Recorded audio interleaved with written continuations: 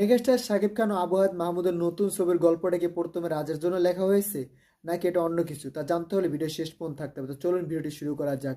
Megastar Shakib Khan Abu হায়াতের নতুন একটা ছবি আসতেছে, যেটা আবার রমজান ঈদ আসবে, সেটা 100% কনফার্ম। সেটা এই বছরের ডিসেম্বর মাস থেকে শুটিং শুরু হয়ে যাবে, ডিসেম্বর লাস্টের থেকে শুটিং শুরু হয়ে যাবে এই মুভিটা। তারপর এই মুভিটা রমজানে আসবে, সেটা আবু হায়াত নিজেই জানিয়ে দিয়েছে আজকে এক ইন্টারভিউতে। সে বলে দিয়েছে এই মুভিটা শাকিব খানের কে মাথায় রেখে মুভির গল্পটা লেখা হয়েছে। সে বলেছে শাকিব ভাইকে মাথায় রেখে আমরা মুভির গল্পটা লিখেছি। পরে বাকি ক্যারেক্টার আমরা এখনো মাথায় নেই। আমরা এখন এক সপ্তাহের ভিতরে আমরা বসবো, সবাই মিলে বসার পরে আমরা ভাববো কোন ক্যারেক্টারটা কাকে নেওয়া যায়, তাকেই নেবো। আমার ভালো লাগবে আমি তাকে নিয়ে নেবো এরকম হবে না, দর্শক কি তাকে পছন্দ করবে কিনা সেটা আমার ভেবে তারপর তাকে নিতে হবে। তার জন্য যেই ক্যারেক্টারটা দর্শকরা খাবে আমরা ওই ক্যারেক্টারকেই নেবো। অনেকে বলতেছিল যেটা শরীফুল রাজকে জন্য আর কি এই মুভির গল্পটা লেখা হয়েছে, কিন্তু শরীফুল রাজের জন্য গল্পটা লেখা হয়নি, গল্পটা শাকিব খানকে মাথায় রেখে গল্পটা লেখা হয়েছে, সেটা কিন্তু আবু হায়াত নিজেই জানিয়ে দিয়েছে।